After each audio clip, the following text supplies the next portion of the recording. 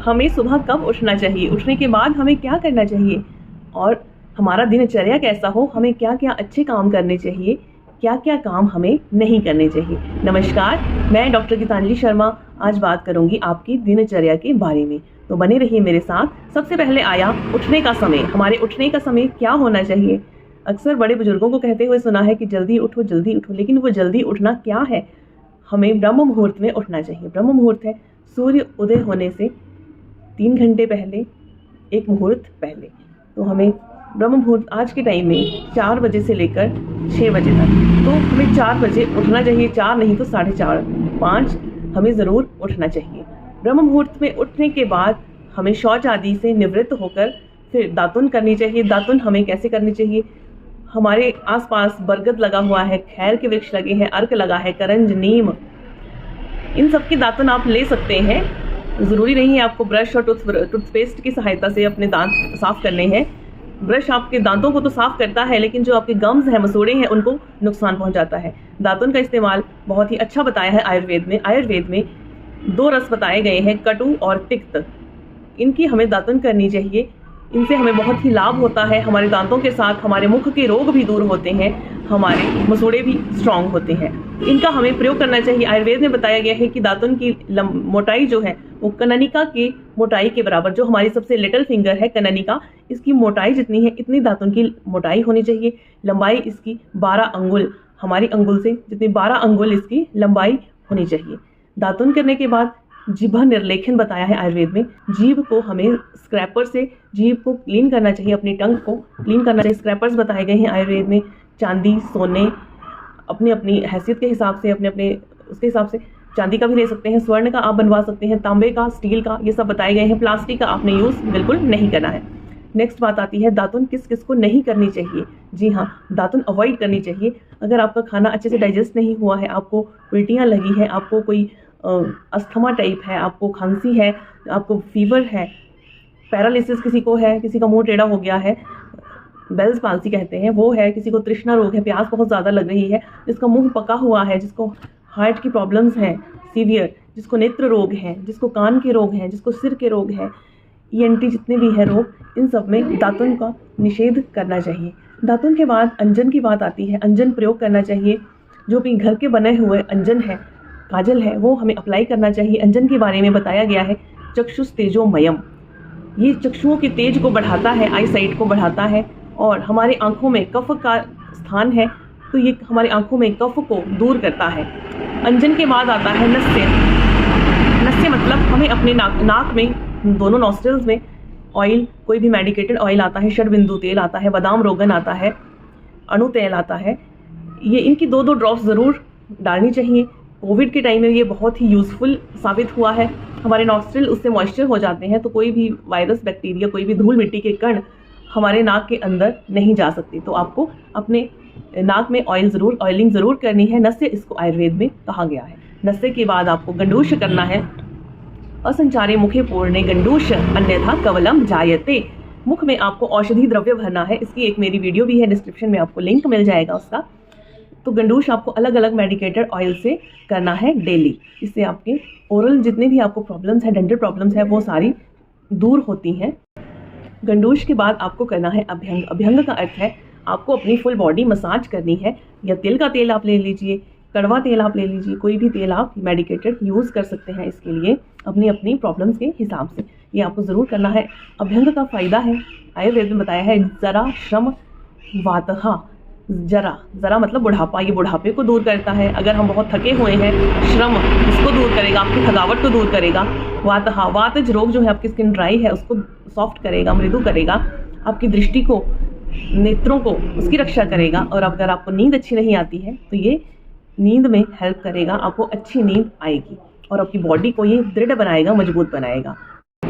अभ्यंग के बाद आता है व्यायाम। व्यायाम बताया गया है आयुर्वेद में, बहुत ही इंपॉर्टेंट पार्ट है। इससे जितने भी हमारे कफज रोग हैं उनको ये दूर करता है। जिनकी बॉडी वातज या पित्तज है, जिनकी बॉडी में हीट अधिक है, जो पतले हैं, उनको व्यायाम कॉन्ट्रा इंडिकेटेड है, उनको व्यायाम नहीं करना चाहिए। व्यायाम के लाभ हैं लाघवम कर्म सामर्थ्य दीप्तो अग्नि मेधस।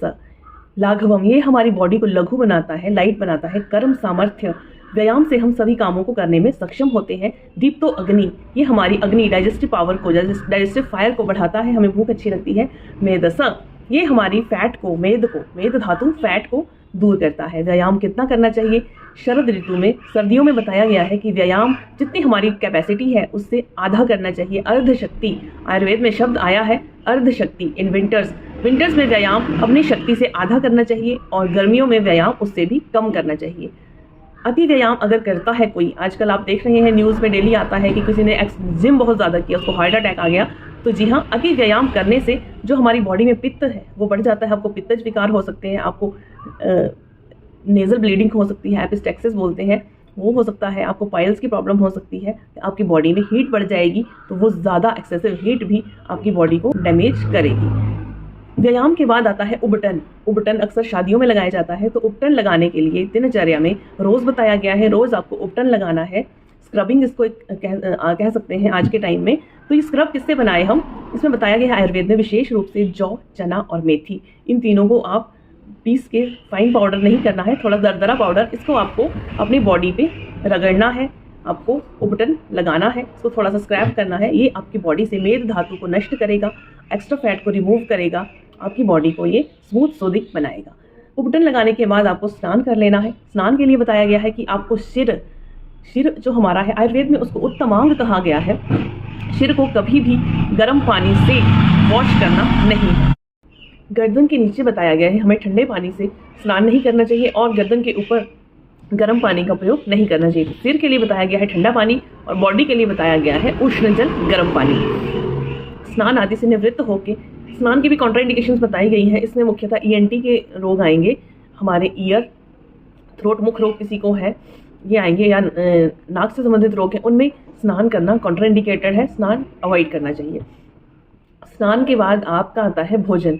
भोजन में बताया गया है कि हमें धर्म से अर्जित, धर्म से कमाया हुआ खाना ही खाना चाहिए। सबसे बड़ी बात कि हमें किसी भी ऐसे रास्ते पे चल के जो धन मिल रहा हो उसका खाना अगर हम खाएंगे तो हमारे स्वास्थ्य को भी गड़बड़ करेगा और हमारे लिए अच्छा नहीं होगा, बीमारियों से हम घिर जाएंगे। दशविध पाप कर्म इसमें बताए गए हैं। भोजन के ही प्रकरण में दशविध पाप कर्म होते हैं: हिंसा, चोरी, किसी के पीठ पीछे उसकी बुराई करना, चुगली, निंदा करना, किसी का धन चुराना, किसी की कोई चीज़ चुराना। ये 10 प्रकार के पाप कर्म बताए गए हैं आयुर्वेद में। अगर ये 10 प्रकार के पाप कर्म आप करते हैं तो ये आपके लिए हितकारी नहीं है। व्यवसाय के बारे में भी बताया गया है। व्यवसाय में मदिरा का व्यवसाय एक स्पेशल इंडिकेशन है कि मद्य का व्यवसाय हमें करना नहीं चाहिए, मद्यपान करना नहीं चाहिए, मद्य को अवॉइड करना चाहिए। हमें जब भी बाहर जाना है हमें छाता ज़रूर होना चाहिए, हमारे पास छाता, डंडा, और पैरों में पादत्राण शब्द आता है जूतों के लिए। हमारे पैर जूतों से कवर होने चाहिए, ये हमारे स्वास्थ्य के लिए बहुत ही अच्छा है। रत्न धारण, हमें कोई ना कोई रत्न, नीलम हो गया, कोई भी रत्न है नवग्रह के से रिलेटेड, वो आपको कोई ना कोई ज़रूर धारण करने के लिए आयुर्वेद में बताया गया है। हमें बड़े बुजुर्गों का सम्मान करना चाहिए। याचक कोई मांगने के लिए आता है आपके दरवाजे पे, तो आप अपनी क्षमता के अनुसार ज़रूर उसको कुछ ना कुछ दान करें, उसको इग्नोर ना करें, उसको बुरे शब्द बोल के वहाँ से ना भगाएं। सम स्वभाव, हमारा स्वभाव सम होना चाहिए सबके साथ। ऐसा नहीं है कभी हम खुश हैं तो हम बहुत एक्साइटेड हो जाते हैं, दुखी हैं तो बड़े मायूस हो जाते हैं, ऐसा नहीं होना चाहिए। हमारा स्वभाव एक बराबर रहना चाहिए। हमें सबसे मधुर भाषण, मधुर वाणी बोलनी चाहिए।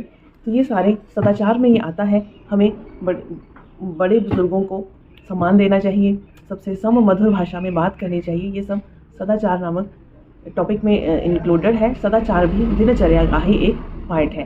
तो ये हमारी पूरी दिन की दिनचर्या है। ये हम अगर अच्छे से फॉलो करेंगे तो आपको बीमारियां नहीं होगी। आपका मन, तन और मन, मानसिक रोग आपको नहीं होंगे। तन मन आपका स्वस्थ रहेगा, खुश रहेगा, आप प्रसन्न रहेंगे। मेरे चैनल को सब्सक्राइब कीजिए, मेरे वीडियो को लाइक शेयर ज़रूर कीजिए। धन्यवाद।